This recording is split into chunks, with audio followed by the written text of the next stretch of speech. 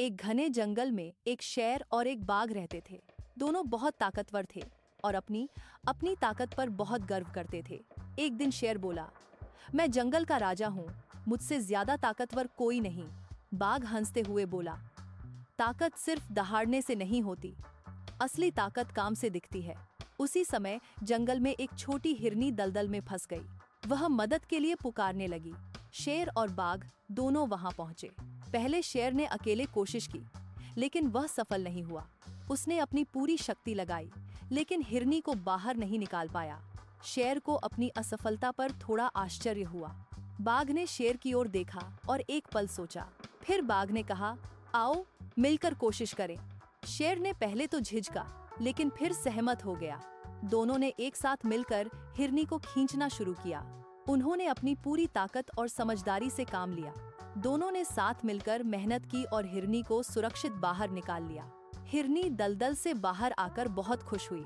उसने धन्यवाद कहा और खुशी से भाग गई। शेर ने मुस्कुराकर बाघ की ओर देखा। शेर ने मुस्कुराकर कहा, आज समझ में आया, असली ताकत अकेले में नहीं बल्कि साथ में है। बाघ ने सिर हिलाया और शेर की बात से सहमत हुआ। बाघ बोला, और जो दूसरों की मदद करे वही सच्चा बलवान है। दोनों ने एक दूसरे को सम्मान से देखा। उन्होंने महसूस किया कि उनकी दोस्ती और भी मजबूत हो गई है।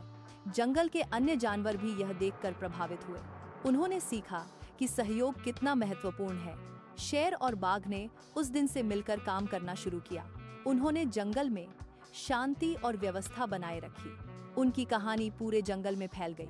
सभी ने उनकी बुद्धिमत्ता और सहयोग की प्रशंसा की। असली ताकत सहयोग, दयालुता और मिलकर काम करने में होती है।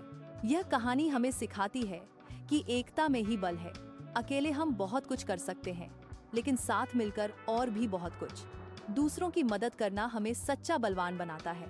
यह एक महत्वपूर्ण सीख है जो हर किसी को याद रखनी चाहिए। शेर और बाघ हमेशा के लिए अच्छे दोस्त बन गए।